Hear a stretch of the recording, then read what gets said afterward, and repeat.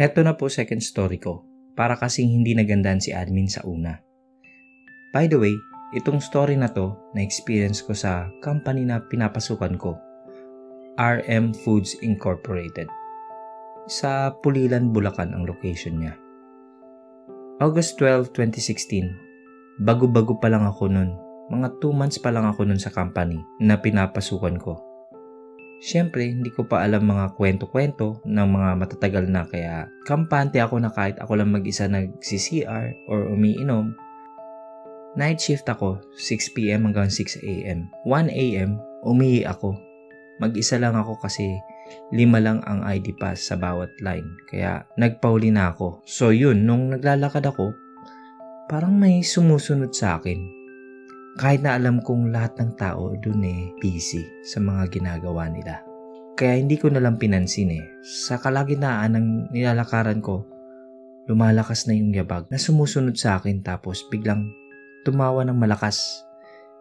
Siguro kaya niya ginawa yun kasi hindi ko siya talaga pinansin. So yun na nga, huminto ako. Di nawala din yung yabag ng paa niya. Di dumiretso na ako kasi baka dun pa ako sa daan maihi.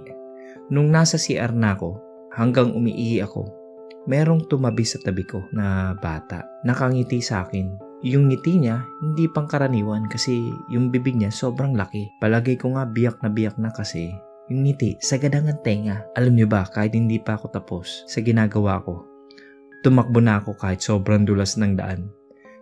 Tinanong ako ng mga kasama ko kung ano ba nangyari sa'yo. Bakit namumutla ka? So yun nga, kunento ko yung nangyari. Sabi ng mga kasama ko ay, oo, meron nga talaga dito mga ganyan. Yung mga hindi nating kauri. So mas kinabahan ako sa mga nadinig ko. Hindi pa doon natapos ang kwento. One time pa na uminom naman ako sa drinking fountain. Medyo madilim at mahihina lang ang ilaw sa mga inuman doon.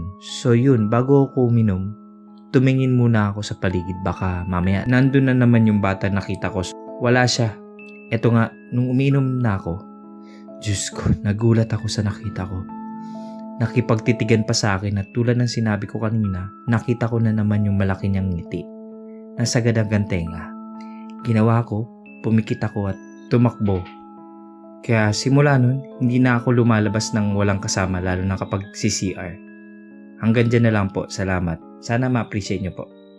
Nag-enjoy po ba kayo? Subscribe, nag-upload po kami ng mahigit sa 3 videos sa loob ng 1 linggo. Salamat!